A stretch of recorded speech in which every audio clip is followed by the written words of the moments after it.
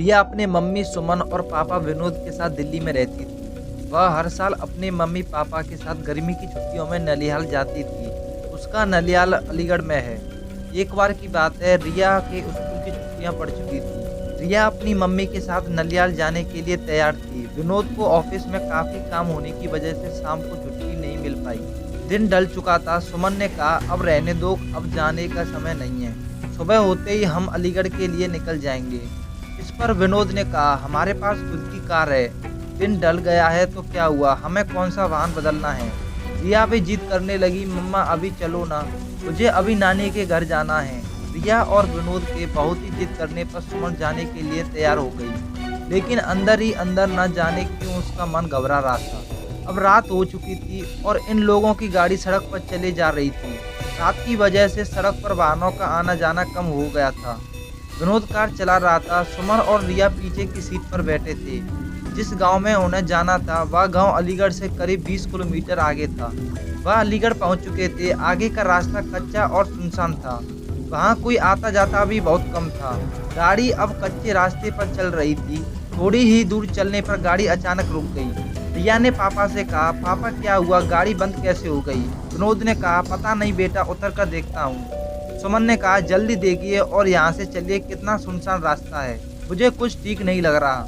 Car से उतरकर विनोद ने गाड़ी के बोनट को खोलकर देखा, लेकिन गाड़ी में कहीं कोई कमी नहीं दिखी। वह कार के अंदर आकर बैठ गया और कुछ सोचने लगा। तभी सुमन ने कहा, क्या हुआ, चलिए ना। विनोद अभी भी कुछ सोच रहा था। फिर सुमन ने रिया के पापा के कंधे को पकड़कर जोर से हिलाया और कहा, क्या हुआ, क्या सोचने लगे। मैं कह रही हूँ चलिए यहाँ से, मुझे बहुत अजीब सा महसूस हो रहा है। एक तो सुनसान सा रास्ता और ऊपर से रात जल्दी हो गई है। तो विनोद ने कहा, मैं ये सोच रहा हूँ कि गाड़ी में कोई खराबी नहीं है, फिर भी गाड़ी क्यों रुक गई। देखिए, क्या पता गाड़ी स्टार्ट हो जाए। तो विनोद ने गाड़ी स्टार्ट करने के लिए चाबी घुमाई और गाड़ी स्टार्ट हो गई। अब कार दोबारा उस रात के अंधेरे को चीरते हुए फिर आगे बढ़ने लगी। अभी थोड़ी ही दूर कार चलने लगी थी कि रिया चिल्लाई, मम्मी। एकदम से विनोद ने कार को रोका।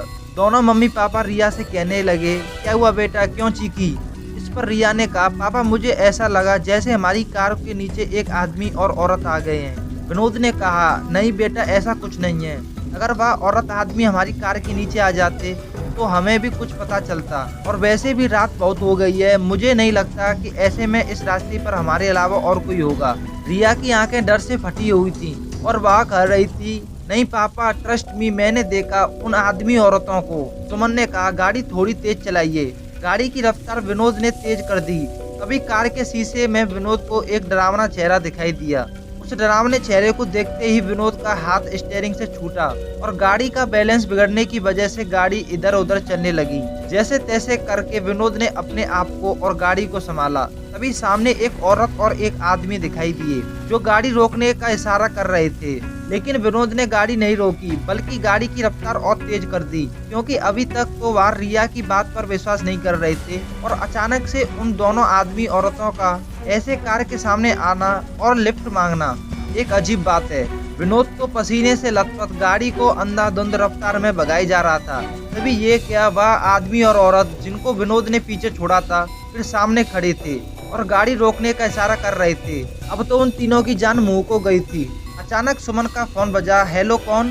दूसरी तरफ से सुमन का भाई अर्जुन बोल रहा था। हेलो दीदी, कैसी हो आप। सुमन ने कहा, भैया कुछ ठीक नहीं है, इस रास्ते पर बहुत गड़बड़ है। और सुमन ने उन दोनों आदमी औरतों के बारे में अर्जुन को बताया। तभी अर्जुन ने कहा, दीदी आप चिंता मत करो, मैं अभी आता हूँ। और 10-15 मिनट बाद ही अर्जुन वह रास्ते पर खड़ा था। विनोद ने गाड़ी रोकी और कहा, अच्छा हुआ अर्जुन तुम आ गए, पता नहीं क्या हो रहा था हमारे साथ, कुछ समझ नहीं आ रहा था। अर्जुन ने कहा, कोई बात नहीं जीजाजी, मैं आ गया हूँ, अब घबराइए मत, कोई प्रॉब्लम नहीं होगी। अर्जुन भी अब कार में बैठा और कार घर की तरफ चल दी। अब तो मानो जैसे सुमन, विनोद और रिया का डर अर्जुन के आ जाने से हवा हो गया था।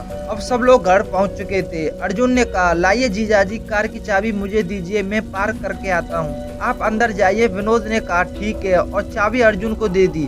जैसे ही रिया और उसके मम्मी पापा ने घर में एंट्री की, तीनों चौंक पड़े। घर में सब लोग रो रहे थे और सामने किसी की लाश पड़ी थी। यह देख सुमन और विनोद दंग थे कि क्या हुआ है घर में, और हमें अर्जुन ने कुछ नहीं बताया। सुमन की मां ने रोते हुए सुमन से कहा, बेटा तेरा भाई अर्जुन अब इस दुनिया में नहीं रहा, इतना सुनते ही सुमन, विनोद और रिया के पैरों तले जमीन खिसक गई। सुमन को विश्वास ही नहीं हो रहा था, क्योंकि जो भाई घर के बाहर तक उसके साथ था, घर में उसकी लाश पड़ी हुई थी, यह देखने के लिए कि कहीं यह मेरा वहम तो नहीं। सुमन ने अर्जुन के चेहरे से कफन हटाया। हाँ, यह सच था, सामने जो लाश पड़ी थी वह अर्जुन ही था। सुमन के पिता ने बताया कि रात 9 बजे अर्जुन अपनी बाइक से घर आ रहा था, तभी उसकी बाइक को एक ट्रक ने जोरदार टक्कर मारी। उससे उसकी सर पर चोट आई और उसकी वहीं मौके पर मौत हो गई। दोस्तों, अगर अर्जुन मर चुका था तो जो बाहर था वह कौन था? दोस्तों, कभी कभी ऐसा होता है कि हमारे अपने हमसे दूर जाने के बाद भी किसी न किसी वजह से जुड़े रह जाते हैं। जैसे घर के किसी सदस्य में मरने वाले का हद से ज्यादा प्रेम, या और भी बहुत सारी वजह हो सकती हैं। दोस्तों, इस कहानी के बारे में अपनी राय देना बिल्कुल ना भूलें।